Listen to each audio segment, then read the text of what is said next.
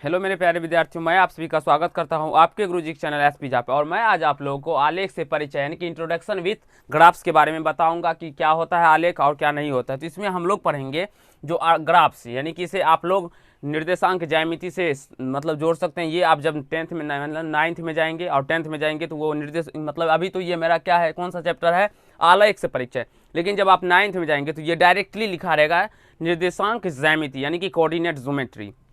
तो 8 क्लास में उतना विस्तार से नहीं है, ये थोड़ा बहुत है। लेकिन आज मैं आप लोग को जो बताने जा रहा हूँ इसमें बहुत अच्छे तरीके से समझाऊंगा और सिखाऊंगा। यानी कि कुछ कुछ नोट्स पॉइंट लिखाने के बारे में बात कर रहा हूँ जो अभी लिखाएंगे तो आपको याद रख लेना है।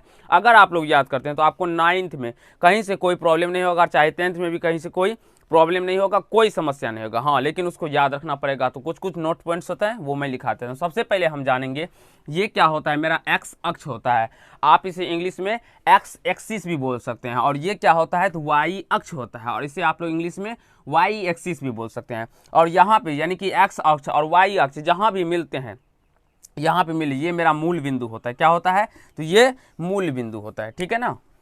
इस पॉइंट को हम लोग क्या नाम देंगे, मूल बिंदु।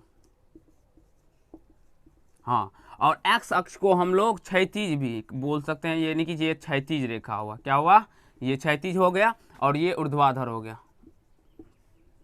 ऊर्ध्वाधर। खड़ी रेखा को हम लोग ऊर्ध्वाधर बोलते हैं और परी रेखा को हम लोग क्षैतिज बोलते हैं। तो ये चीज़ आप लोग समझ में आ गया होगा। अब हम जानेंगे जो मूल बिंदु के निर्देशांक क्या होते हैं। मतलब मूल बिंदु को इंग्लिश में हम लोग ओरिजिन भी बोल सकते हैं। आप लोग जो आपको अच्छा लगे आप वो बोल सकते हैं। तो मूल बिंदु को हम लोग क्या बोलते हैं, ओरिजिन। अगर आपसे मूल बिंदु, पहले तो आप लोग निर्देशांक समझिए। कोई किसी भी निर्देशांक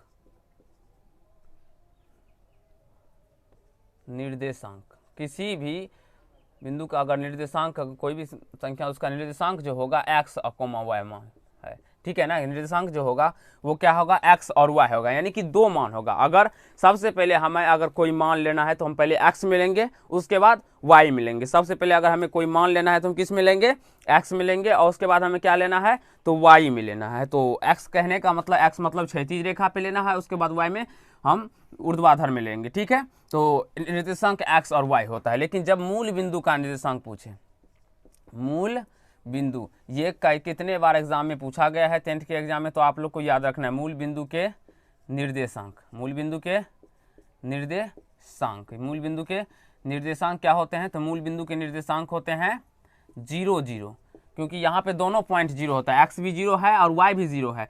और एक चीज़ मैं आपको बताता हूँ, यहाँ से जितना दूरी पे ये 1 है उतना ही दूरी पे हम 2 को भी लेंगे, 3 को भी लेंगे। मतलब इन दोनों के सभी के बीच की दूरियां जो हो वो समान होना चाहिए, ये आपको याद रखना चाहिए होगा। और इन दोनों के बीच की दूरियां भी समान होगा, ठीक है। और ये रेखा के नीचे लिखा जाएगा और ये रेखा की साइड लिखा जाएगा। और एक सेकेंड आपको हम बताते हैं, यहाँ पे ये तो प्लस में हुआ, और यहाँ पे जब हम इधर की ओर तरफ मूव करेंगे यानी कि इस तरफ चलेंगे, तो वैसे तो हम टेंथ क्लास में फिर से बताएंगे या नाइन्थ में फिर से बताएंगे तो उसमें भी बता देंगे। लेकिन अभी समझ लिया, अगर इधर चलेंगे तो ये माइनस में आ जाएगा और नीचे जाएंगे तो ये माइनस में आएगा, यानी कि -1 -2 -3 -4, ये वाई डैश हो जाता है और ये एक्स डैश होता है। यानी कि ये एक्स हुआ एक्सिस, ये एक्स डैश एक्सिस, ये वाई एक्स एक्सिस और ये वाई डैश एक्सिस हो जाता है। तो आशा करता हूँ ये चीज़ आपको समझ में आ गया होगा, ठीक है ना। अब मूल बिंदु के निर्देशांक क्या हो जाएंगे तो 0 और 0, मतलब यहाँ पे हमारा निर्देशांक जो कोई किसी भी बिंदु का होगा वो क्या होगा 0 0, ठीक है। आप देखिए सबसे पहले एक्स अक्ष का निर्देशांक निकालिए, एक्स अक्ष का निर्देशांक, एक्स अक्ष का निर्देशांक कोऑर्डिनेट, एक्स अक्ष का कोऑर्डिनेट क्या हो जाएगा बच्चों, एक्स अक्ष का। देखिए कोई भी संख्या अगर एक्स अक्ष पे है, अगर कोई संख्या मान लीजिए एक्स अक्ष पे, ये एक्स अक्ष हुआ और ये वाई अक्ष हुआ, ये तो आप लोग आप समझ गए होंगे जो कौन सा एक्स अक्ष हुआ और कौन सा वाई अक्ष हुआ। कोई भी संख्या अगर हमारा एक्स अक्ष पे है, एक्स अक्ष पर कहने का मतलब हुआ या तो चाहे यहाँ पे हो या यहाँ पे हो, यानी कि इस रेखा पर कहीं भी हो, इस रेखा पर कहीं भी हो। ये केवल 7 पे ही जाके रुक नहीं सकता, ये बहुत आगे तक भी बढ़ सकता है, 100 भी ले सकते हैं, 200 भी ले सकते हैं, लेकिन उतना स्पेस भी रहना चाहिए जो आप ले सकते हैं, ठीक है। और ये ग्राफ्स, मैं आप लोग को ग्राफ्स कॉपी दिखा देता हूँ, यानी कि ये कैसे बनाया जाएगा ग्राफ्स में, ये देख लीजिए आप लोग ग्राफ्स।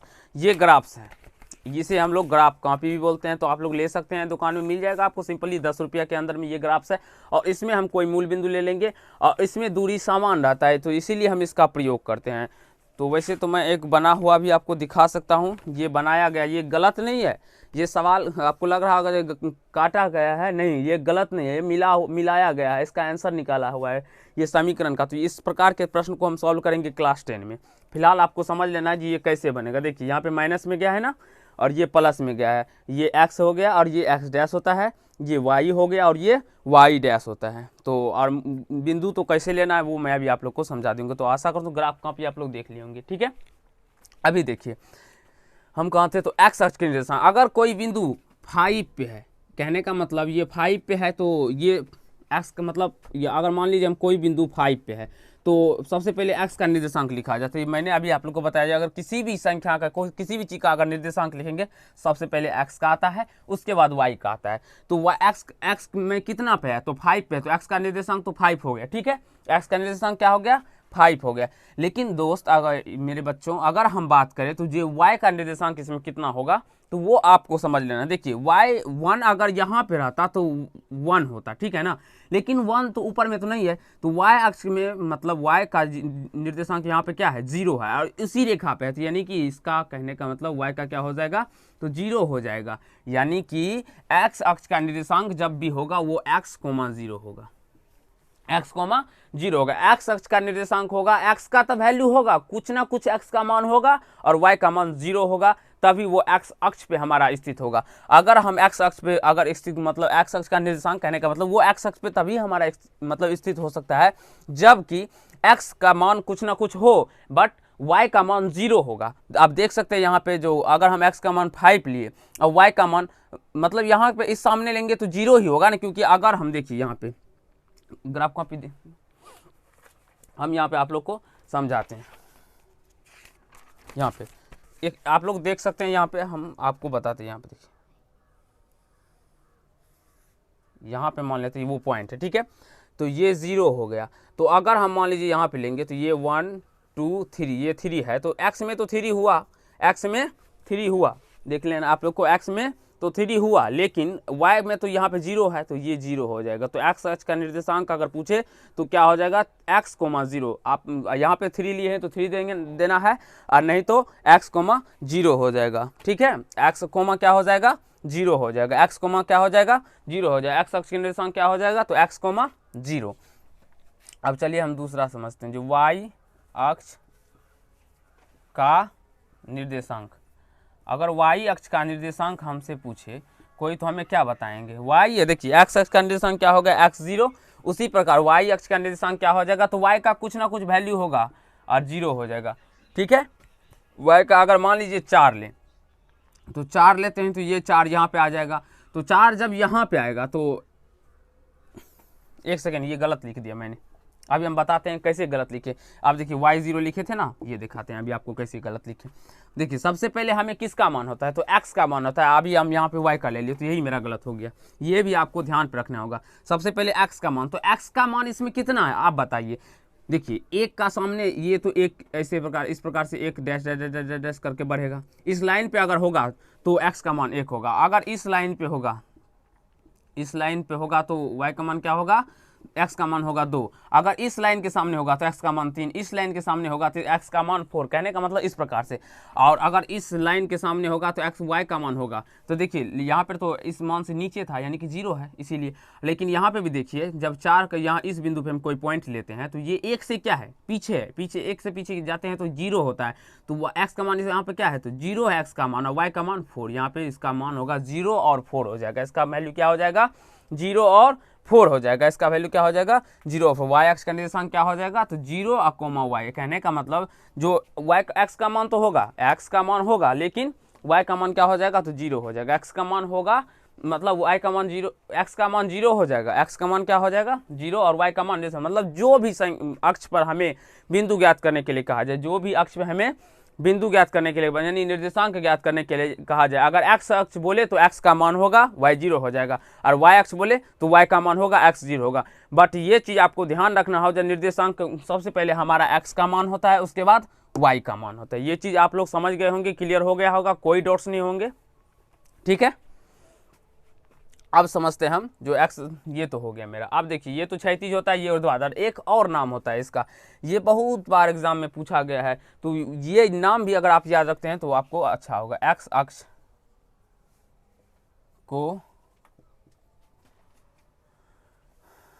अक्ष को भुज कहते हैं। x अक्ष को क्या कहते हैं?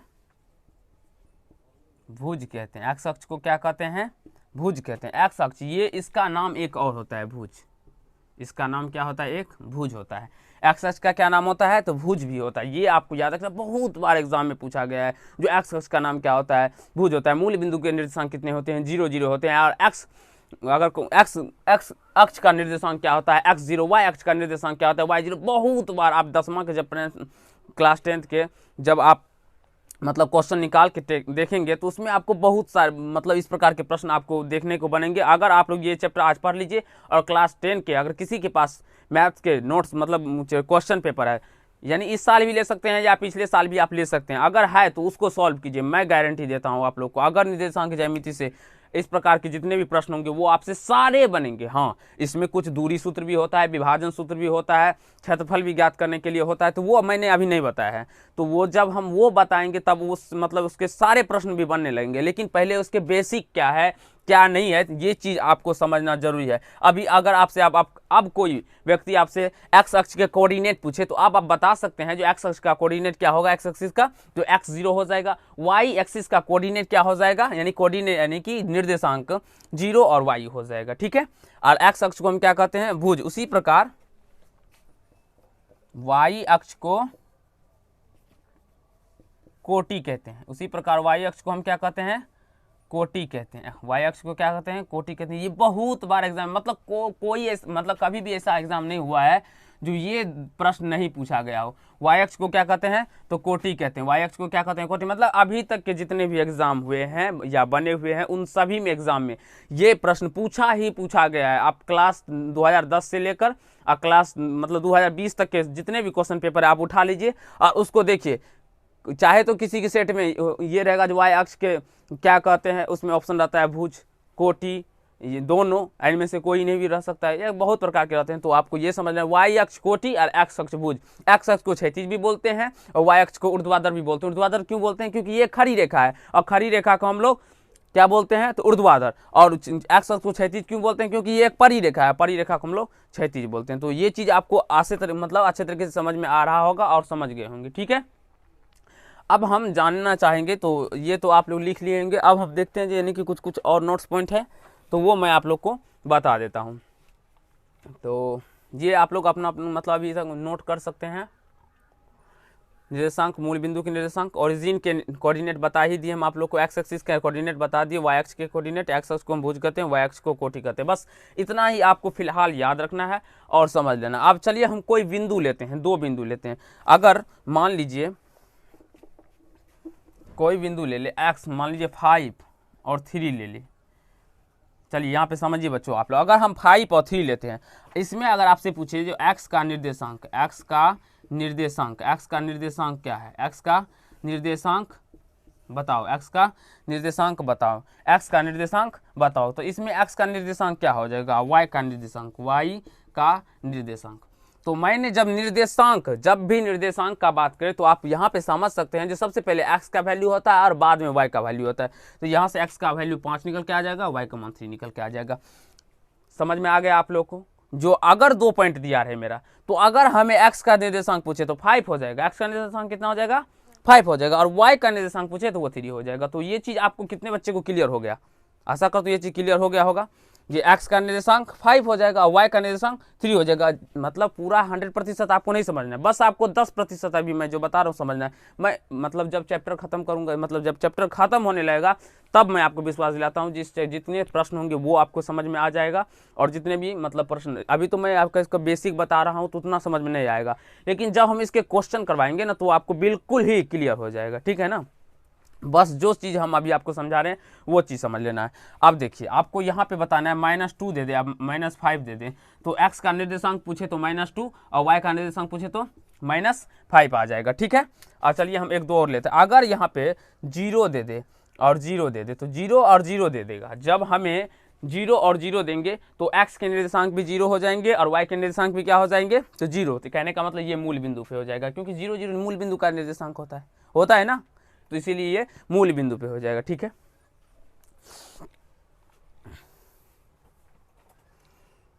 और एक अभी याद आ गया हमें ये, लेकिन क्लास 10 देखिए मैं आपको पहले ही बता दिया, कुछ बेसिक इसलिए हम बता दिया आप लोग को, जिससे कि अभी जब आप सीखे रहेंगे, अभी याद नहीं करना है आप लोग को, अभी बस आप लोग एक बार दो बार कॉपी में अपने लिख लीजिए, जिससे आपको समझ में। एक्स अक्ष से दूरी को, देखिए एक्स अक्ष से दूरी को क्या कहते हैं,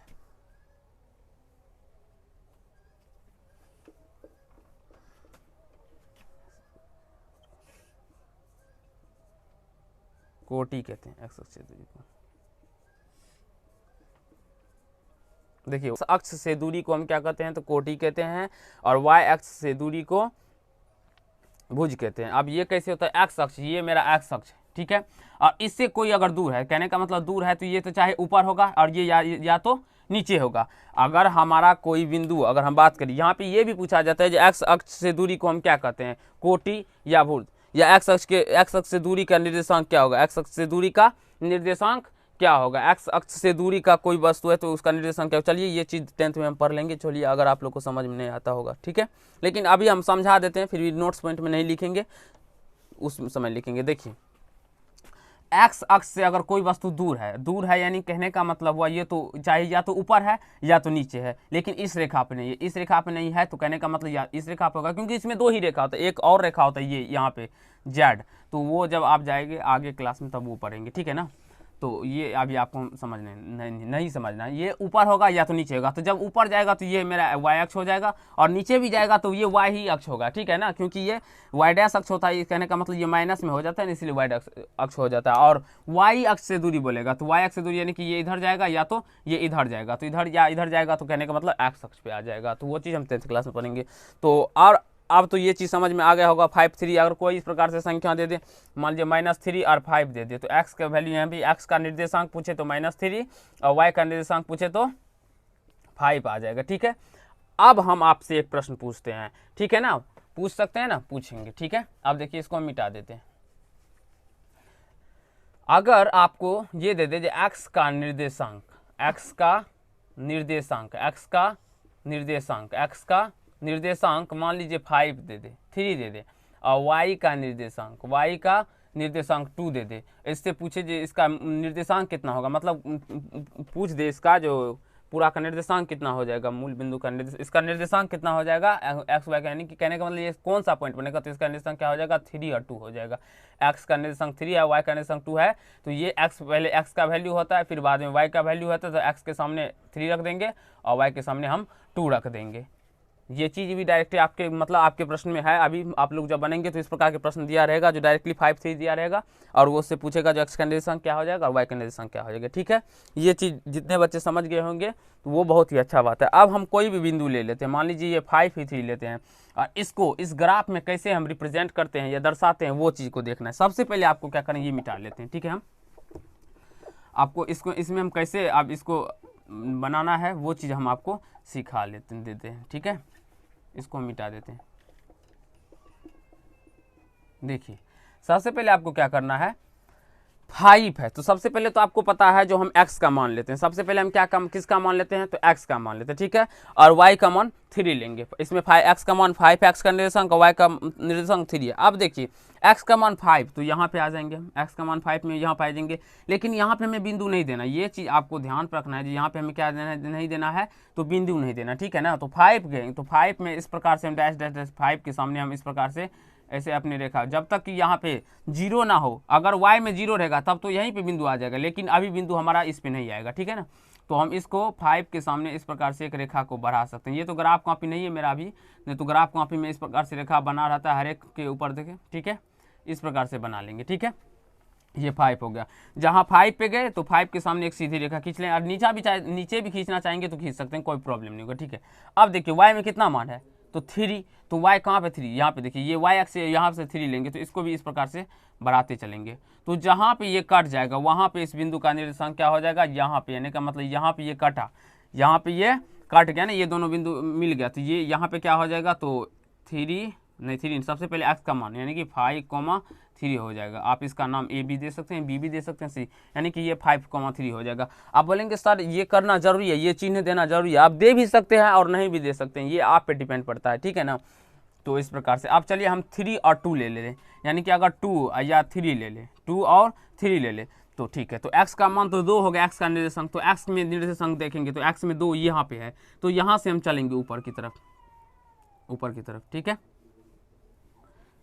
ऊपर की तरफ चलेंगे, चलते चलेंगे चलते चलेंगे चलते चलेंगे। अब y में जब हम 3 लेंगे तो यहाँ से फिर चलेंगे, तो यहाँ पे देखेंगे यहाँ पे मेरा मिल रहा है, यानी कहने का मतलब इस 2 के सामने और इस 3 के सामने का पॉइंट हो जाएगा, ठीक है, 3 यानी 2 3, पहले सबसे पहले x का मान 2 और 3 हो जाएगा। तो आशा करता हूँ ये चीज़ आप लोग रिप्रेजेंट भी कर सकते हैं। जो प्लस में रहेगा तो माइनस में रहेगा तो वो भी समझा देंगे, जो माइनस में रहेगा तो कैसे हम रिप्रेजेंट करेंगे, तो एक पार्ट में हम इतना नहीं समझाएंगे, बस इतना आप लोग को समझ लेना है जो हम कैसे किसी भी संख्या को रिप्रेजेंट कर सकते हैं। फिर भी एक और मैं लेकर आपको समझा देता हूँ जो समझने में आपको कहीं कठिनाई ना हो, ठीक है। एक और कोई संख्या लेकर हम समझा देते हैं। तो इसमें अब हम क्या करेंगे, तो ये बिंदु डॉट डॉट करके बिंदु नहीं देंगे, अब हम डायरेक्टली इसमें डायरेक्टली करेंगे। पहले तो 2 बिंदु ले लिए हम थे, अब डॉट डॉट करके दिए थे। अब हमें अगर बोल दे जो यानी कि कहने का मतलब 6 और 5 लेने के लिए, तो x का मान हो गया 6 और y का मान हो गया कितना 5। तो x में पहले हम 6 देखेंगे, तो 6 यहाँ पे है, और y में 5 देखेंगे। देखिए तो x में 6 है, वहाँ y पे 5 है, तो ये x y इस प्रकार से बढ़ेगा, बढ़ते जाएगा, और ये 6 इस प्रकार से बढ़ते जाएगा। तो इस दोनों के यानी कि मतलब ये x में 6, तो x में 6 इस प्रकार से होगा, यानी कि इसके सीधे चलेंगे, इसके सीधे चलते जाएंगे, और जब ये 5 के सामने आ जाएगा तो वहाँ पे इसको पॉइंट दे सकते हैं हम यहाँ पे। अब यहाँ पे हम देखेंगे तो यहाँ पे ये हमारा पॉइंट आता है, देखेंगे ना इस प्रकार से, ये और यहाँ से ये 5 पे चला गया। इसके कहने का मतलब इसका नाम भी दे सकते हैं, ए दे सकते हैं, और ए दे के 6,5 दे देंगे। इस प्रकार भी आप इसको बना सकते हैं, मतलब डॉट डॉट देने का कोई मायने नहीं। आशा करूँ ये चीज़ आपको समझ में आ गया होगा, ठीक है ना। तो आप लोग इसका नोट मतलब स्क्रीनशॉट ले सकते हैं। अगर एक और समझाते हैं आप लोग को, मान लीजिए 4 दे दे और 5 दे दे, 4 और 5 दे, तो 4 तो हम यहाँ पे देखेंगे x में सबसे पहले ये हमारा x बराबर 4 हो जाएगा, x का निर्देशांक 4 और y का निर्देशांक 5। तो x का 4 निर्देशांक है, तो ये यहाँ से सीधे चलते जाएंगे सीधे, लेकिन 5 के सामने जाके रुक लेंगे, मतलब रुक जाएंगे। यहाँ से ये यहाँ पे आ जाएगा, यहाँ पे आ जाएगा, क्योंकि देखिए ये 5 के सामने, यहाँ पे ये 5 था तो ये 5 के सामने आया है ना y में, और यहाँ पे 4 था तो 4 के सामने आएगा। तो इसको नाम भी दे सकते हैं आप, और ये हो जाएगा मेरा 4 और 5, यहाँ से डायरेक्ट लिख सकते, ठीक है। तो आशा करता हूँ ये चीज़ आपको बिल्कुल ही अच्छा समझ में आ गया होगा और क्लियर हो गया होगा। अब हम प्रश्न नंबर पार्ट 2 में यानी कि 15.1 के जितने भी प्रश्न होते हैं वो उसको सॉल्व कराएंगे, और अच्छी तरीके से उसको भी सॉल्व करने के बारे में बताएंगे, सिखाएंगे। तो कैसा लगा ये मेरा पार्ट 1? अगर आप लोग को अच्छा लगा तो लाइक कर दीजिए और वीडियो को शेयर कीजिए जितना हो सके, जो हर एक बच्चे के पास ये पहुँचना चाहिए। और ये अभी आप लोग 4 बार 5 बार लिख लेंगे तो बिल्कुल ही आपको अच्छे तरीके से समझ में आ जाए, क्योंकि ये क्लास 9 में भी है और क्लास 10 में भी है। तो आप लोग को तो हर एक पार्ट मतलब हर एक चैप्टर पढ़ना है, तो इसीलिए आपको समझना है अच्छे तरीके से और कंसेप्ट को क्लियर रखना है। तो धन्यवाद दोस्त, इस पार्ट में हम लोग इतना ही करेंगे। नेक्स्ट पार्ट में हम लोग 15.1 के सवाल को सॉल्व करेंगे।